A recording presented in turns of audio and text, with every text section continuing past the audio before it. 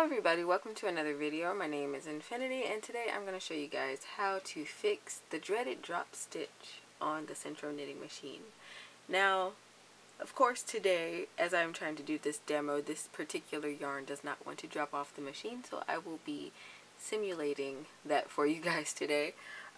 What you're going to want to have for this is a loom pick and a crochet hook, but typically you want a crochet hook that's that doesn't have a grip on it, so something like this. This is a boy hook and it's a size F. I typically stay to the smaller side for crochet hooks on this machine simply because the tension is, well, it's tighter.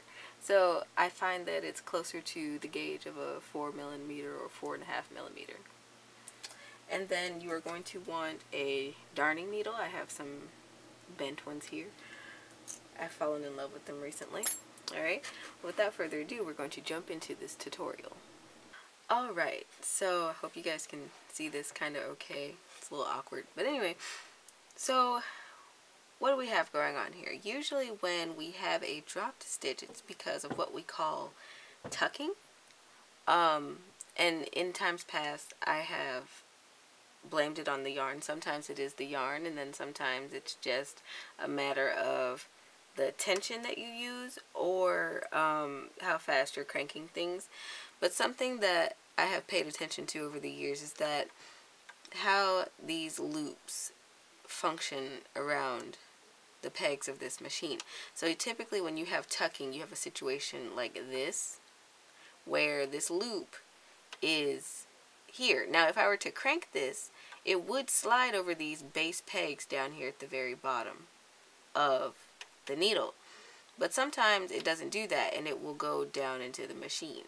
Now sometimes this isn't a problem, but other times, like if you're making big projects like hats and things like that, it will become evident to you because your stitches will look uneven and kind of just poorly made. So you don't want that. You want to avoid that. So today's specific tutorial will focus on the actual drop stitch. So I'm just going to use my loom pick to get this guy down and off the machine. And I'm going to crank just a smidge. Bring that needle down so that my machine will drop it. Alright. And you can see here, if I just give it a little tug here, it'll start dropping those stitches. Now, interestingly enough, this yarn that I'm using is a Red Heart yarn, and like I said in years past, I've said it does not work with this machine for this specific reason. It will drop horribly sometimes. This is where your, let me see, this is where your crochet hook will come in. So let me see how to turn that. There we go. This is where this crochet hook will come in. Now, even if you don't know how to crochet, this is a very simple technique. It's always, like I said, handy to have these around with this machine. So what I want to do is I want to take my crochet hook and I want to go directly behind this peg where my drop stitch is, and I'm going to go all the way down. And I'm going to catch what's left of that drop stitch, right? So now I don't have to worry about it unraveling any further because I'm holding it. Okay? And what we want to do is we want to basically recreate the stitches, which is where these bars are. So this can be done in a couple different ways. I've seen it done in a few different ways. But my preferred method is to just hold the side of the loop and twist that bar through that live loop, recreating that stitch. And as you can see, the tension is a little different because I'm doing it by hand, and my hand tension is tighter than the machine tension, but at the moment that does not matter. What you don't want to do is make these stitches too tight, but if it's just slightly tighter, then it's not really a big deal. Let me try to do that again with this loom pick, okay? Okay, so what I want to do is I'm going to take my loom pick, I'm going to lift up this next bar and place it to the bottom of this live loop. Then I'm going to take my loom pick and I am going to go into that live loop, scoop it up like that, and then I'm going to use my crochet hook, oops, to pull that bar through there. This is another one of those techniques where slow and steady wins the race, and why sometimes I would also recommend just using your fingers.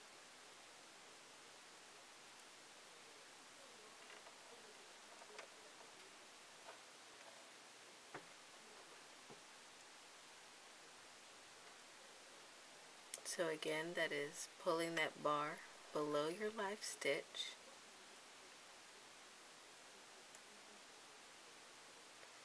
We're going to put the loom pick in the live stitch, and we're going to spread it out a little bit, and I like to pull up on it, keeps it from slipping off there. And we are going to just pull that bar through that live stitch all the way up until we get to our last bar.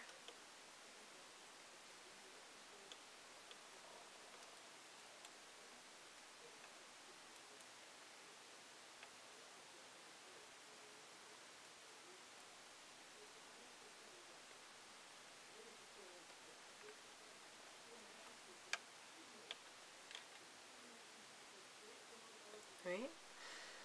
And a helpful tip, because these stitches will get tighter as you move closer to that final bar, which is normal, but you can take your crochet hook and just kind of push this flat space between that stitch, and just kind of turn it to loosen it up a little bit. Right, now we're at this last one.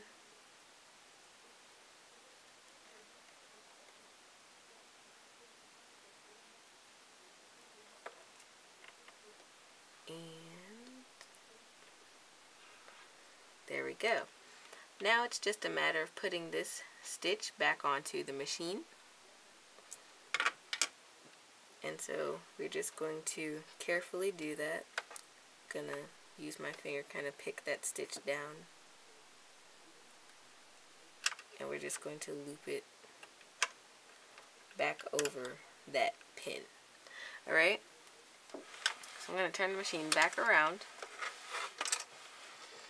and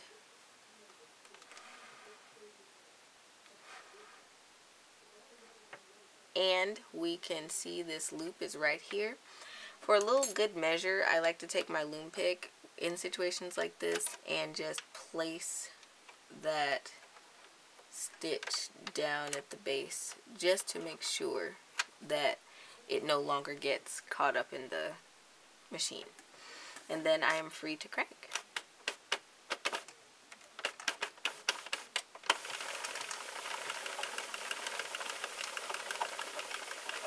I hope this video was helpful for you guys today. If so, don't forget to leave this video a thumbs up.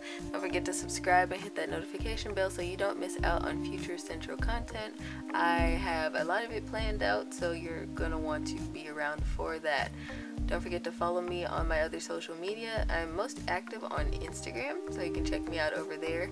I also recently just reopened my merch shop, so if you want to support the channel and continue to see my content, that is a great way to show me that you want to see my content. You can check out my newsletter on my website that is linked in the description box below. And until next time guys, happy making.